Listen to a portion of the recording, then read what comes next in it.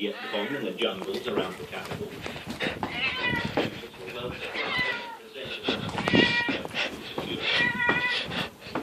On the 8th of January 1962, in an attempt to find and eliminate the 8,000 American troops set out on their most far-reaching sweep of the area surrounding Saigon since the war began. Believed to be less than 20 miles distant from the headquarters included a vast set of